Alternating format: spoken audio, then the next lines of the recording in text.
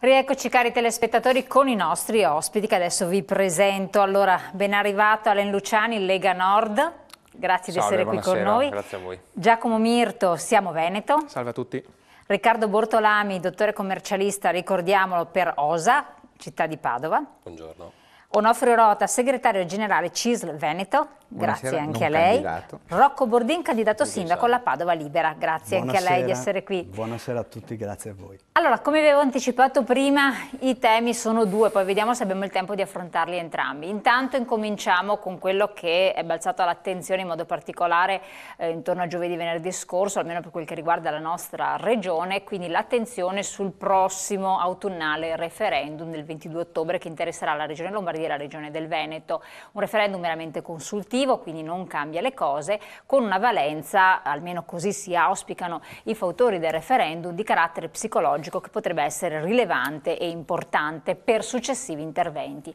Una maggiore forma di autonomia per la nostra regione, per la Lombardia lo stesso, che potrebbe poi aprire le porte a delle richieste altrettanto importanti con dei risvolti significativi sotto l'aspetto economico per la regione, ma non soltanto, perché poi a ricaduta, e questo è tutto da vedere, vedremo di discuterlo con i nostri ospiti, potrebbero essere anche per il nostro paese. Di fatto siamo in una situazione estremamente difficoltosa e imbarazzante, perché nonostante il PIL di altri paesi si stia sollevando e stia andando avanti, quello europeo senza dubbio ha dei segni positivi, il nostro è stantio, fermo là. Il nostro debito pubblico è l'unica cosa che si muove, però si muove ad aumentare, quindi dati pazzeschi, perché a marzo sono 2.260,3 miliardi di debito pubblico, con un incremento rispetto a febbraio di 20,1 miliardi.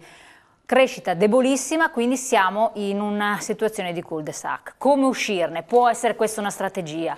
Insomma, qualcosa bisogna fare. Vedremo cosa ne pensano i nostri esperti, i nostri ospiti in studio. L'altra questione che affronteremo è quella che purtroppo affrontiamo più volte, dello scandalo relativo alla gestione dei migranti. Adesso l'attenzione ovviamente dell'opinione pubblica, dei media e non soltanto della magistratura, abbiamo l''ndrangheta sul maxi centro profughi, stiamo parlando di Caporizzuto, con appunto la DDA di Catanzaro che ha autorizzato 68 arresti, ma sarebbero 105 milioni di euro erogati dallo Stato, 105, 36 sicuri sono andati a un clan mafioso, ma sembra che la cosa non si fermi qui.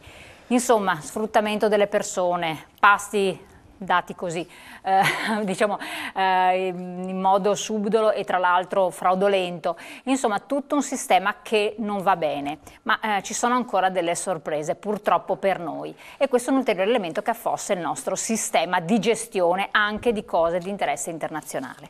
Allora vediamo subito di incominciare la questione. Io stavolta incomincio, contrariamente a quanto vi aspettate, dal sindacalista, quindi da Onofrio Rota, perché potrebbe non essere interessato, invece rappresenta i lavoratori e lei si è pronunciato proprio in modo molto chiaro per quel che riguarda l'aspetto di una maggiore autonomia, di un referendum consultivo che avverrà, con una condizione. Insomma, ci dica un po' la sua posizione su questo referendum. Sì, la CISL del Veneto proprio giovedì ha chiuso il suo congresso e ha presentato il suo progetto per il Veneto, che abbiamo intitolato Il Veneto Connesso, tra l'altro. E proprio per dire, vogliamo rilanciare questa regione, perché tutto rientra in questo progetto. Il progetto è proprio il Veneto Connesso, come facciamo a rilanciare la nostra regione. E fra le tesi, tra le discussioni che abbiamo affrontato, c'è proprio il tema del referendum che si svolgerà il 22 ottobre. La posizione della CISL è molto chiara. La CISL, tra l'altro, già per sua natura è molto autonomista e strutturata in forma federalista. Per cui non ci scandalizza se una regione, anzi, affronta e riesce a gestire ancora meglio rispetto allo Stato centrale. Per cui il referendum non ci spaventa e abbiamo detto anche a Zaia, che era presente in sala, che la posizione della CISL è per sì un Veneto più autonomo, per cui siamo su questa linea, però a certe condizioni. Abbiamo richiamato il Presidente della Regione a definire sin da subito quali sono le deleghe che lui vuole esercitare, perché se parliamo di autonomia nella gestione sanitaria, sanitaria, programmazione e organizzazione sanitaria, la nostra regione la fa bene e la gestiamo. Perché non possiamo chiedere autonomia già sin da subito sul mercato del lavoro, la gestione del mercato del lavoro, gestirla autonomamente in Veneto? Aggiungo, perché... Quindi questa sarebbe una vostra... Cose concrete, sì. Anche la questione dell'istruzione. Per esempio in Veneto potremmo gestire insieme al provveditorato agli studi, insieme alla direzione regionale scolastica, il mercato del lavoro degli insegnanti in Veneto, senza poi lamentarci che arrivano gli insegnanti da altre parti d'Italia che giustamente ottengono la cattedra e poi vanno via. Però ci sono alcuni temi che non possono essere discussi in maniera banale, no? E rivolti soltanto a modalità localistiche. Per esempio io ho citato il tema delle trivelle, in Veneto si è fatta una discussione sul tema energetico dove le trivelle in Veneto non c'erano le trivelle e non si può parlare in Veneto di questioni energetiche quando sono un tema di carattere nazionale, come possono essere di carattere nazionale i temi di difesa idrogeologica del paese. Abbiamo l'articolo 116 della Costituzione che ce lo permette. Siamo chiari, facciamo un referendum dove diciamo ai cittadini veneti cosa vogliamo esercitare veramente. Se poi invece qualcuno vuol far passare attraverso il referendum un'ipotesi che otterremo anche autonomia fiscale, questo nell'articolo 116 e seguenti non è contemplato, per cui diciamo la verità ai cittadini veneti che non otterremo da questo referendum, tra l'altro consultivo, soltanto lo ricordiamo consultivo, però ha una valenza l'autonomia significativa. Fiscale. Allora, parlare in maniera chiara ai cittadini veneti sull'opportunità di votare, che sicuramente votare può dare un segnale a Roma importante, ma quali sono gli effetti concreti. Quindi voi come sindacato a queste condizioni saremmo disponibili a sostenere anche e ravvedete una possibilità di rilancio economico, perché poi i lavoratori concretamente dicono per le nostre aziende potrebbe esserci un margine di maggior competitività. Guardi, c'è una situazione, abbiamo parlato di Veneto Connesso per parlare di temi estremamente concreti e dentro c'è un programma di lavoro, un progetto politico ovviamente rivolto all'attenzione dei lavoratori, al mondo del lavoro ma dell'economia del Veneto, però a volte vengono affrontati i temi in maniera estremamente superficiale. Ho richiamato nella mia relazione l'esempio dell'Inghilterra, di Brexit. La regione e la città che ha votato in maniera determinata l'uscita è Sunderland. Sunderland ha l'azienda più grande della Nissan, dove un'azienda giapponese decide di venire in Europa, fare uno stabilimento in Europa per distribuire le macchine in Europa, vanno a lavorare lì 40.000 lavoratori, la Nissan occupa 40.000 lavoratori, votano per l'uscita dall'Europa. Allora adesso la Nissan è costretta a spostare l'azienda da Sunderland. Allora a volte se non riusciamo a trasmettere messaggi chiari a chi ci ascolta, a interpretare i fenomeni che ci sono, quelle persone per esempio hanno tagliato il ramo sul quale erano seduti perché adesso c'è un problema occupazionale in quella regione. Ecco, infatti grazie segretario, a me è servita questa premessa proprio per dare poi là anche agli altri interlocutori perché sono emerse alcune questioni importanti. Di fatto noi parliamo di maggiore autonomia, di tutte queste cose qui, perché? Perché si spera sempre di migliorare della situazione, perché se nessun miglioramento ci fosse non ha neanche valenza parlarne. Certo. Che cosa ne pensa? Ma io concordo su molte delle affermazioni insomma, del sindacalista. In effetti le competenze che il Veneto merita di poter avere sono tante. L'istruzione in primis, il lavoro, queste sono le cose che poi i nostri cittadini prima di tutto ci chiedono, il lavoro. È vero che però il Veneto, con il disavanzo che ha dal punto di vista economico, può gestirsi tutto volendo, cioè con 20 miliardi di euro possiamo gestire tranquill'aspetto il dissesto idrogeologico, possiamo gestirsi veramente tutte le competenze. Infatti è l'aspetto fiscale che giustamente come dice la Costituzione ti dà comunque dei vincoli, dei blocchi e sono insormontabili. Lo sono perché purtroppo viviamo nella Repubblica Italiana. Cioè è una repubblica giovane che non ha esperienza, una democrazia che non è matura, è una democrazia cruda E proprio l'esempio di Brexit ne è la dimostrazione. Anche per gli inglesi era un qualcosa di esclusivamente dove veniva chiesto ai cittadini in maniera libera cosa ne pensate, usciamo o non usciamo. Anche lì non aveva nessun valore legale dal punto di vista, però essendo una democrazia moderna, matura, che ha permesso agli scozzesi anche di votare per l'indipendenza, ricordiamolo, e hanno comunque preso in mano quello che i loro cittadini gli chiedevano e gli dicevano, anche se era solo anche lì una richiesta, siete a favore o meno, usciamo o non usciamo. Lì hanno preso sul serio la volontà popolare. L'Italia è sul limbo del sistema quasi dittatoriale, cioè siamo in un sistema dove la gente si esprime in un referendum e il giorno dopo ci ritroviamo le stesse persone di prima al governo e non si riesce a avere un dialogo con le istituzioni, vero? Perché insomma la questione settentrionale, la questione veneta soprattutto, cioè, se ne parla da sempre. Questo dovrebbe essere una pietra miliare ed è comunque un momento importantissimo per il popolo veneto, per le genti che vivono poi nel nostro territorio, perché non è una questione leghista, perché io conosco tantissimi cittadini che sono veneti adottivi, chiamiamoli così, che magari sono provenienti dalla Sicilia, dalla Sardegna, da tantissime regioni della Puglia, che sono a favore dell'autonomia perché vivono la quotidianità, si rendono conto che lavorano tanto e non hanno mai niente e non arrivano mai alla fine del mese. Quindi questo è un qualcosa che comunque è un'occasione unica, però sappiamo che abbiamo dall'altra parte comunque una democrazia che non è matura, è una democrazia... C'è una questione di maturità. Sì, sicuramente. Rocco Bordin, perché a me interessa, mi ha dato un po' lo spunto a affrontare questo tema, a parte la ricorrenza che c'è stata della Repubblica di Venezia, di questo weekend, eccetera, ma proprio il congresso della CISL pare incredibile, perché si parla di connessione, no? E i giovani è quello che vogliono, cioè i giovani sono immersi più nell'Europa che non chi è più adulto, perché per quei progetti Erasmus, per questa vision molto più aperta, eccetera. Anche parlando con molti giovani la vedono in questi termini. E prendono paura al termine chiusura, autonomia, indipendenza, bravissimo. E quindi io dicevo, parliamo di connessione, ma a favore per una maggiore autonomia. Ad alcuni che hanno questa vision di questo tipo può sembrare tosta come questione. Chiedo quindi a lei, dopo giustamente c'è l'osservazione anche di... Ma infatti il problema è spiegare bene che cosa facciamo. Chi voterebbe in maniera contraria a un quesito di questo tipo? Vuoi più autonomia, eccetera? Nessuno.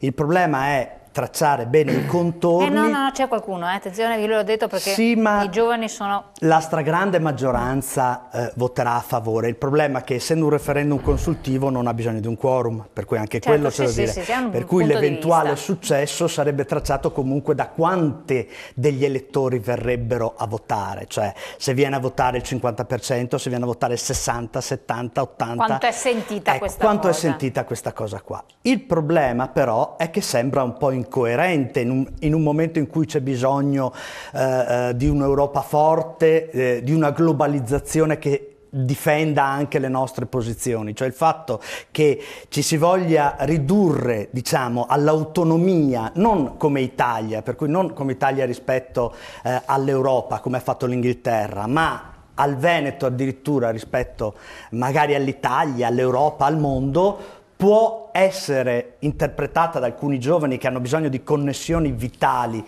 con altre nazioni, in cui ci sono delle opportunità oggettivamente maggiori a quelle italiane, può essere vissuta in maniera perlomeno di non comprensione. Questa cosa qui serve sostanzialmente a dare più forza al Veneto per attivare una trattativa, una contrattazione con lo Stato, in modo che lo Stato lasci al Veneto trattenere più risorse come deleghe di potere.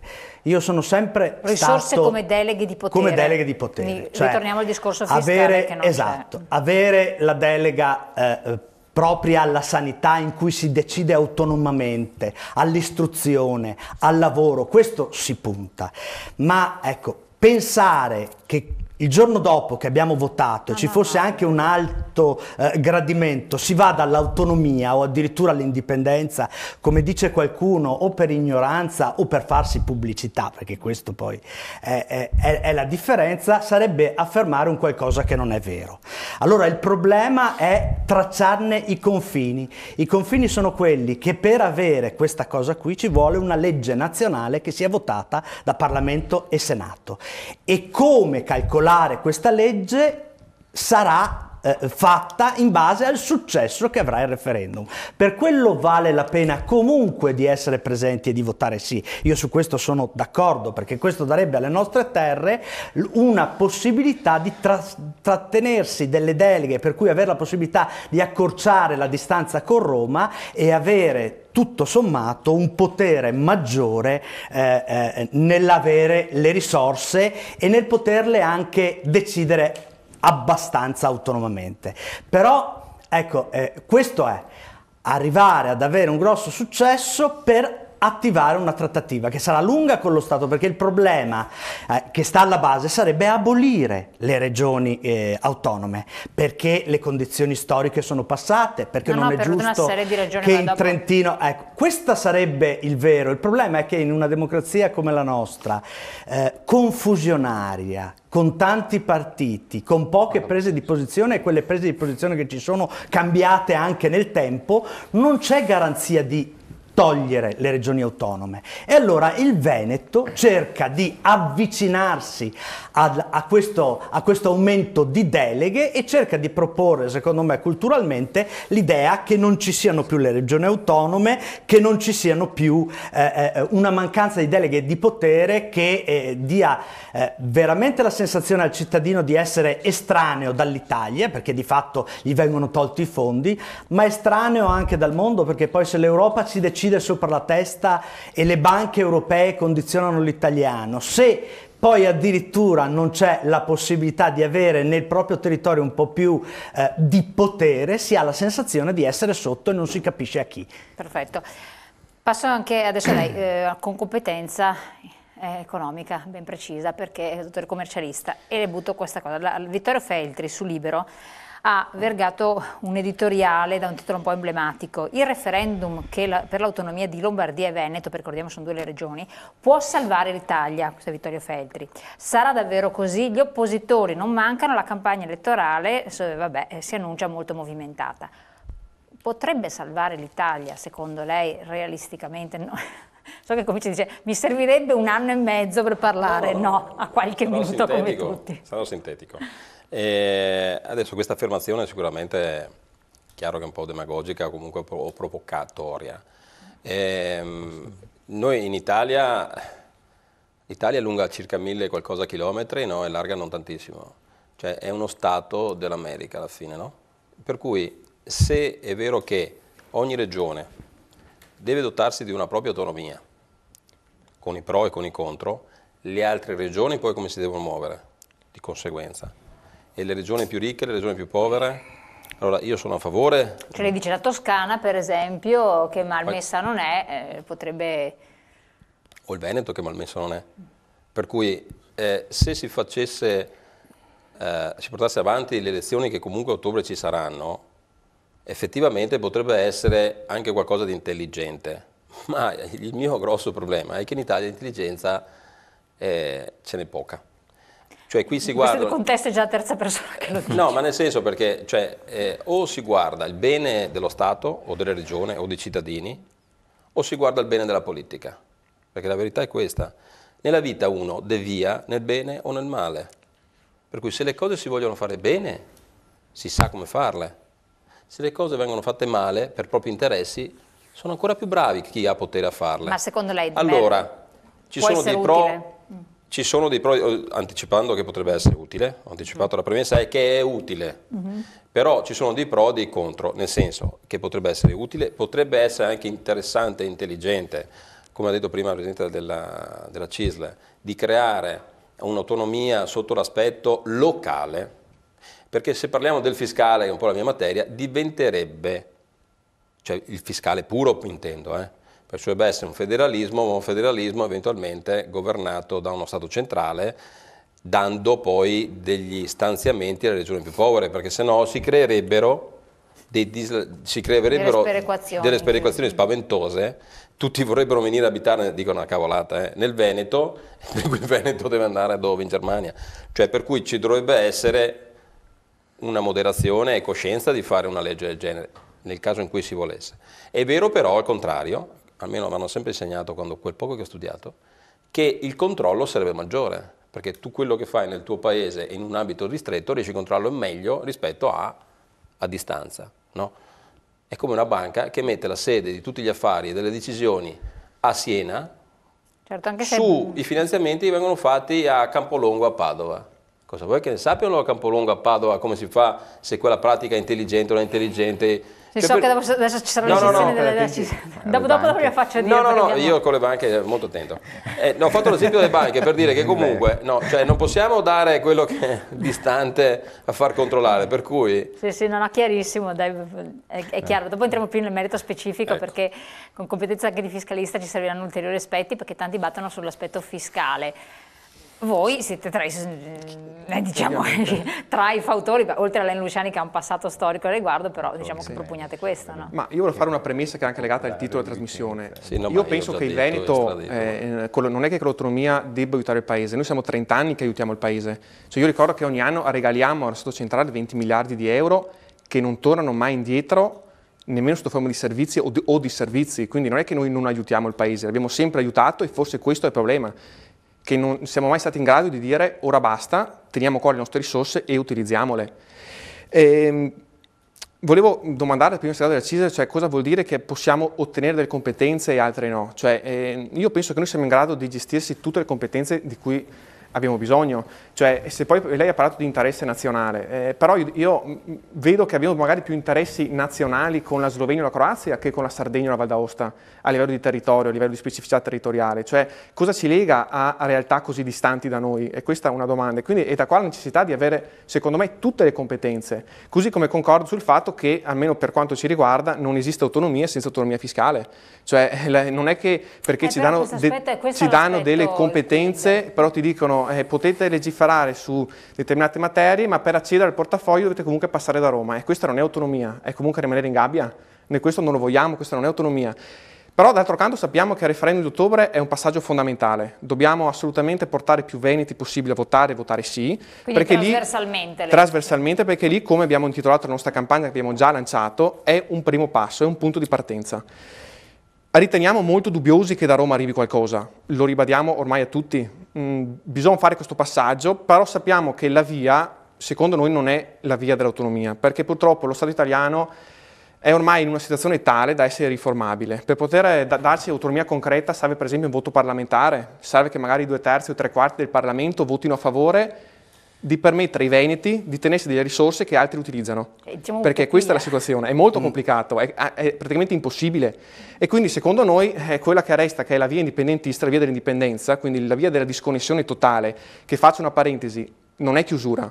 Noi ancora a dicembre abbiamo lanciato un hashtag che forse qualcosa ha seminato, che è stato Veneto Globale, perché comunque per noi il Veneto non vuol dire se diventasse indipendente si chiuderebbe come in un fortino, alzerebbe i muri e fine lì. No, si aprirebbe al mondo, perché per noi l'Italia, lo Stato italiano, è un muro, ci impedisce di svilupparsi, ci impedisce di avere rapporti con altre realtà internazionali, ci impedisce di entrare in questa rete globale che si sta creando e che ci sta completamente emarginando. Quindi per noi l'indipendenza non è chiusura, è totale, completa apertura, e secondo noi l'Europa va esattamente in questa direzione, perché basta vedere realtà come la Scozia o la Catalogna, che dove le realtà indipendentiste sono sempre più forti e dove adesso l'Europa stessa sta iniziando ad aprire le porte, a dire se volete fare un passaggio, fare un salto, uscire dallo Stato centrale, che è uno Stato inefficiente, che non dà garanzie ai cittadini, che non aiuta i cittadini, volete diventare indipendenti, avere uno Stato piccolo, avere uno Stato alla portata del cittadino, uno Stato sul modello della Svizzera dove funzionano, i servizi funzionano, noi vi possiamo aiutare e possiamo comunque integrarvi all'interno di un'Europa unita, sì, però un'Europa delle piccole patrie, non un'Europa degli Stati che non funzionano con un debito pubblico infinito che continua a crescere. Chiarissimo. Adesso do la parola a tutti quanti voi. Andiamo in pubblicità pochi secondi, così possiamo parlare tranquillamente, altrimenti giustamente mi uccidono dalla regia. Pubblicità, poi torniamo insieme.